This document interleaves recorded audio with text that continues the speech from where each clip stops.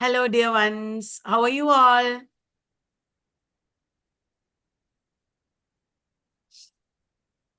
Hey, we are here with preparation for GATE exam. The GATE exam is round the corner. Many people were asking me, ma'am, can we have some sessions for GATE? So, Ankita and me, made GATE crash course PPTs. Okay, Ankita, can we begin? Yes, yeah. Which of the following texts presents an allegory of a man's journey from the city of destruction to heavenly Jerusalem? Don't worry, guys. This is simple, but we have more difficult questions also. City of destruction to heavenly Jerusalem. In GATE exam, many questions will come based on the theme. Is it Divine Comedy, The Pilgrim's Progress, The Holy War, or A Tale of a Tub? Which of the following texts presents an allegory of this journey? Everybody knows that the man who is journeying like this is Christian. Hannah? And it is in The Pilgrim's Progress, from this world to that which is to come. Dear friends, you should remember the year in which these books came. Pilgrim's Progress came in the late 17th century, but Bunyan himself died in 1688. That will help you. Connections like that will help you to remember correctly. Okay, Ankita, you can read this one. Okay. So, which of these events did not happen during the reign of Charles II? So we know his reign was full of many events and calamities. So which was this event which did not take place during his reign? Great Fire of London, Exclusion Crisis, Establishment of Royal Society for the Improving of Natural Knowledge, or Glorious Revolution? Great Fire of London, we all know it happened in 1666. No such. Yeah. And Dryden wrote about it. Yes. In Annus Mirabilis, he makes references to Great Fire of London. Continue, Ankita. Exclusion crisis happened during Charles II's reign because he had no legitimate heir, but he had many illegitimate children, but no legitimate heir, and hence this exclusion crisis. Establishment of Royal Society for the Improving of Natural Knowledge was also established during his reign, and it was established in the year 1660. But Glorious Revolution is the odd one out here. It happened in 1688. Long before that, Charles II had died. So Glorious Revolution did not happen during the reign of Charles II. Let me explain a little further. Charles II lived and he did not have legitimate heirs, as Ankita said. So his brother, James II, came to power, and James II was ousted from power with the Glorious Revolution. The Glorious Revolution was against James II. Good. Philaster and A King and No King are dash by Thomas Dekker. Are they revenge tragedies by Middleton and Rowley? Are they tragicomedies by Beaumont and Fletcher? Philaster and A King and No King, are they city comedies by Thomas Dekker, revenge tragedies by Middleton and Rowley, or tragicomedies by Beaumont and Fletcher? Philaster or Love Lies a Bleeding. Remember, in the GATE exam, you get many questions based on genres. Literary terms and genres are very important in GATE. So the answer is tragicomedies by Beaumont and Fletcher.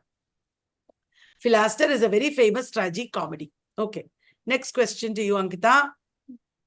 Which periodical among the following had the aim to enliven morality with wit and to temper wit with morality? The Guardian, the Rambler, the Spectator, or the Tatler? It was a very famous British periodical of the 18th century, started by two very eminent stalwarts who were very famous essayists. Very Easy maybe for some of you. Addison and Steele. Yeah. And which periodical aimed to enliven morality with wit and to temper wit with morality? It is The Spectator. The Tatler came in 1709. It was followed by The Spectator in 1711. The Guardian also, Steele started, but the Rambler was started by Dr. Johnson. The Rambler came on Tuesdays, Thursdays, and Saturdays. All these are important pieces of information. Right. What is common among the following poets? Robert Herrick, Thomas Carew, Edmund Waller, and John Suckling.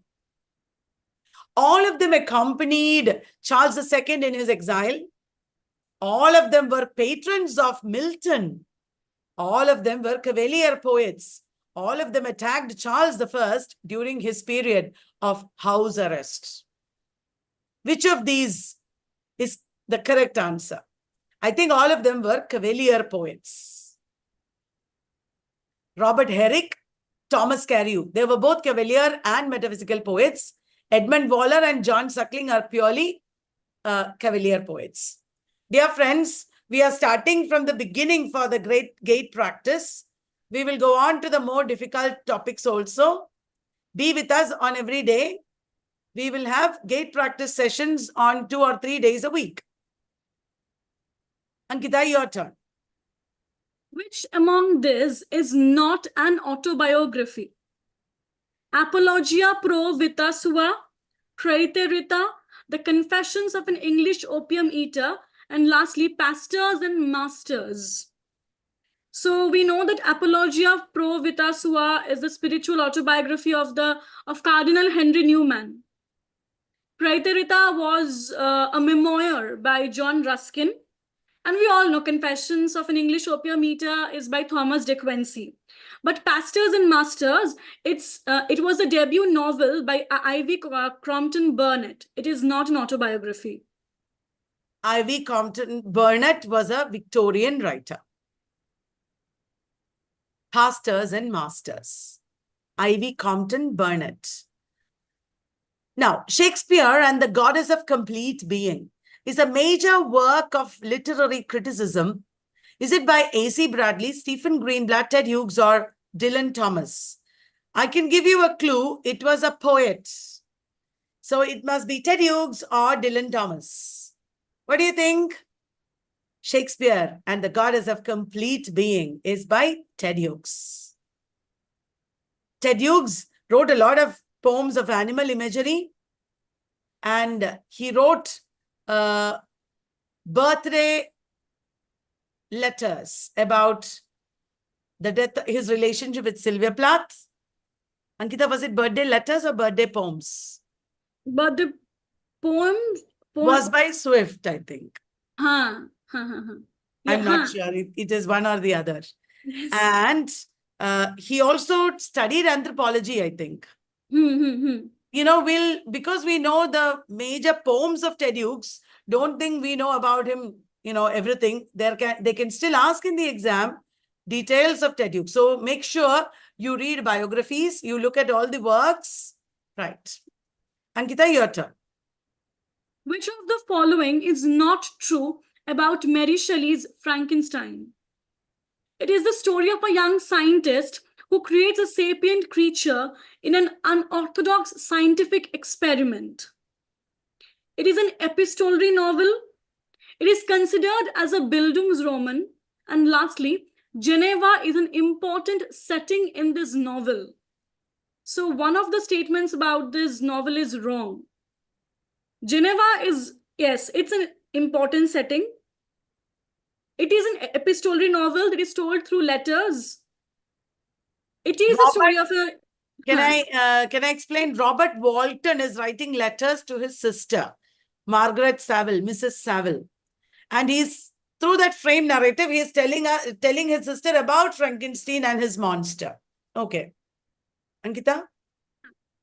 But this statement, it is considered as a Bildungsroman. It's not true. It is not a Bildungsroman. Right. Through his novel Hard Times, Dickens criticized Dash. The lack of hygiene in contemporary prisons, the Benthamite utilitarianism propagated by J.S. Mill, the ragged condition of schools in contemporary London, or the New Poor Law of 1834. Ankita, I think New Poor Law was criticized in Oliver Twist. Yes. Huh. The ragged condition of Yorkshire schools and contemporary London schools, etc., were in novels like Nicholas Nickleby. Huh. The lack of hygiene in contemporary prisons also, no. I think it's the Benthamite utilitarianism propagated by J.S. Mill. Yes. Remember, utilitarianism focused on facts. And Thomas Grind also focuses on facts. All I want is facts, he says. But ultimately, he's proved wrong. All right. Ankita? Which work among the following critically rewrites Beowulf with a setting of 21st century?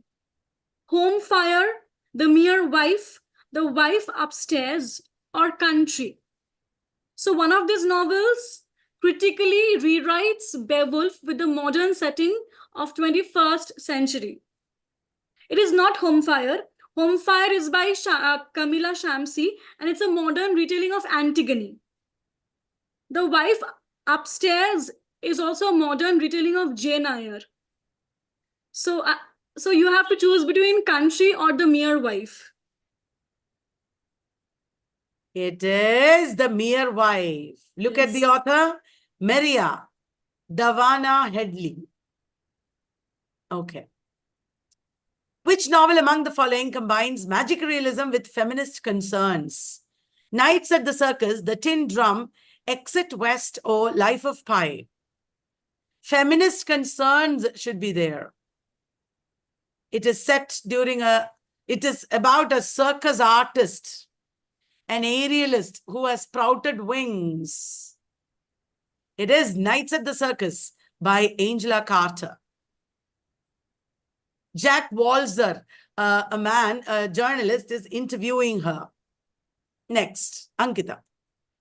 Shakespeare, The Comedy of Errors is based on dash. Thomas Lodge's Rosalind, Plautus's Menachemi, Robert Greene's Pendosto, or Marlowe's The Jew of Malta. One of these works formed the major source of Shakespeare's The Comedy of Errors. So which work is that? I know that Thomas Lodge's Rosalind is the basis of As You Like It. Robert Greene's Pendosto is the basis of The Winter Tale. Marlowe's The Jew of Malta is the basis of The Merchant of Venice. It is Plautus's Menachemi that is the basis of The Comedy of Errors. Choose the wrongly matched pair. It's a PYQ from Gate. Evam Indrajit, Theatre of the Absurd. Kashiram Kotwal, Political Satire. Harvest is a futuristic dystopia. Hayavadana is a religious allegory. Which of the following is wrongly matched? Dear friends, we have a set of 8 question pads at Vallath in Bodhi Tree Publications. These question pads are really, really helpful. So, is Evam Indrajit Theatre of the Absurd? Is Kashiram Kotwal political satire? Harvest futuristic dystopia, or Hayavadana religious allegory? What do you think is the answer, Ankita?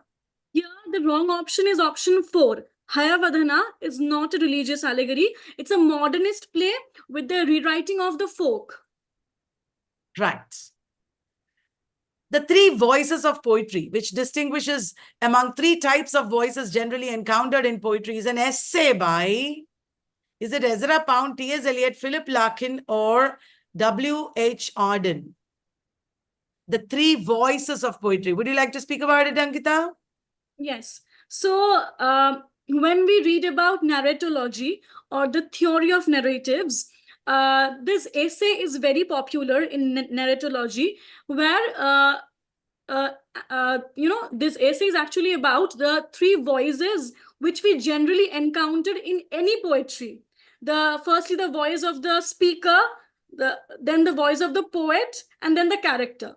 So, and you have to guess like who could have written this essay. Is it Ezra Pound or T.S. Eliot or Philip Larkin or W.H. Auden? The answer is T.S. T.S. Eliot. Eliot. Right. Post-structuralist feminist theories examine how gender is socially constructed. Gender is socially constructed rather than natural, innate, or essential. They also see gender as the product of or an illusion created by the same structures of language that create the illusion of the identity. This is a passage. Should I read it again? Post-structuralist feminist theories examine how gender is socially constructed rather than natural, innate, or essential. They also see gender as the product of or an illusion created by the same structures of language that create the illusion of the identity. That means language creates illusions of identity. In the same way, gender is also an illusion. So what can be the conclusion from this passage? Gender is an innate quality that we are born with is wrong. That is not what it says. Post-structuralist feminists see gender as a social construct propagated through the use of language. Maybe yes. Language conjures up the illusions of race and gender biases prevalent in our society. B or C, Ankita? It is the option B, because in this passage we don't really talk about race. So Correct. option B. Correct. Who among the following was not a part of the Frankfurt School? Theodore Adorno, Eric Fromm, R.P. Warren, Herbert Marcuse. Theodore Adorno and Max Horkheimer, they were very important figures of the Frankfurt School. So was Eric Fromm and Herbert Marcuse. Herbert Marcuse was also the father of New Left. New Left emerged from the Frankfurt School. It is R.P. Warren who is not a member. Do you want to explain, Ankita? Yes, because R.P. Warren was a member of the New Criticism School. Yes. He did not belong to the Frankfurt School. Correct. Who has famously translated many of Namdev Dhazal's poems? Namdev Dhazal wrote originally in Marathi, so that is easy to guess. Gayatri Spivak, she is Bengali. Dilip Chitre is Maharashtrian. P. Lal, Bengali, right? Yes. And Kamala Das is Malayali. So it has to be Dilip Chitre. Yeah. Ankita, your turn. Which work among the following uses the trope of supernatural intervention? Is it A Christmas Carol by Charles Dickens, The Gift of the Magi by O. Henry, A Child's Christmas in Wales, or A Christmas Eve? Let me tell you, A Child's Christmas in Wales is a piece of prose by Dylan Thomas, and Christmas Eve is a short story by Nikolai Gogol. All of these stories have Christmas as their center. They all talk about Christmas and gifts and celebration, but only one of them uses this trope of supernatural intervention. So which work is that? It is A Christmas Carol by Charles Dickens, as all of you know. Now, dear friends, this is a typical question that you get in exams, where a very simple answer is there. All of us know that in A Christmas Carol, ghosts are coming. Christmas past, Christmas present, and Christmas yet to be. And you don't know anything about Christmas, Child's Christmas in Wales and this Christmas Eve by Gogol. And you get confused there. I don't know this. I don't know what is the answer. It's only a way of stressing you out. Sometimes the obvious answer, which already you know, is the answer. Right. Ankita? Dash became the first novel translated from an Indian language to win the International Booker Prize. So which novel is that? Godan, Ret Samadhi, Rag Darbari, or Pyre? This book got the prize very recently. It was in Hindi. I am sure everybody knows it is Gitanjali Shree's Ret Samadhi, or The Tomb of Sand. Anthaspod is the autobiography of a very famous, important female Dalit writer. Is it Kumud Paude, Urmila Pawar, Baby Kamble, or Shantabai Kamble? They are all authors of autobiographies. Antaspod is by Kumud Paude. Urmila Pawar wrote Aidan. Baby Kamble wrote Prisons We Broke. Yeah. And Shantabai Kamble wrote? The kaleidoscopic story of my life. Yes. Ladies Coupe is a novel by Dash. It is about a woman and her companions traveling from in the south of India in a train. Is it Kiran Desai, Anita Nair, Meena Alexander, or Arundhati Roy? It is Anita Nair who wrote Ladies Coupe. She is a very important writer who has written many important works, Mistress being one of them. Ankita, your turn. Which novel among the following is predominantly set in San Francisco? The Golden Gate, The Thousand Faces of Night, The Great Indian Novel, or The Circle of Reason? So one of these novels by Vikram Sheth, this novel is, it is predominantly set in San Francisco. So if you just know which of these novels is written by Vikram Sheth, you know the answer. The Golden Gate. Yes. It is a verse novel. And it is set in San Francisco, talks about California yuppies. San Francisco is in California, in the west of USA. And The Golden Gate was inspired by Eugene Onegin, by Alex Pushkin. And for this novel, Vikram Sheth got the Sahitya Academy Award. Right. So that brings us to the end of this discussion on a lot of writers and works. I hope you will look up these writers and works and study them. Some of them will be there in your GATE exam. What do you think, Ankita? I think we've done a good job.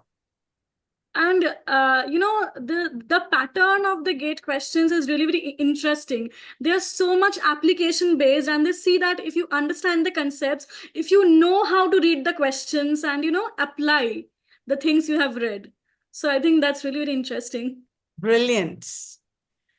And I'm very proud, Ankita, that we are doing this work for them. We'll be back with more quizzes on GATE. Study well. All of you should pass. Hey, we have a huge number of people who have passed our net exam with our materials and help. I'm so proud of you all. I know that you're all studying hard. All of you who are yet to pass, remember, there will be a lot of brilliant things happening in your future. Go on studying using our YouTube videos. Ankita, can I take the liberty to share my screen and show them? Out of 229 people who replied to our Google Doc, 179 have said they have cleared net with our help, and 25 have cleared with JRF. 179 plus 25. Wow. Congratulations to all of you. That crosses 200. More than 200 people. Now, thank you everyone for your support and for your admiration. It makes us work better and better. Okay? Bye-bye. God bless you all.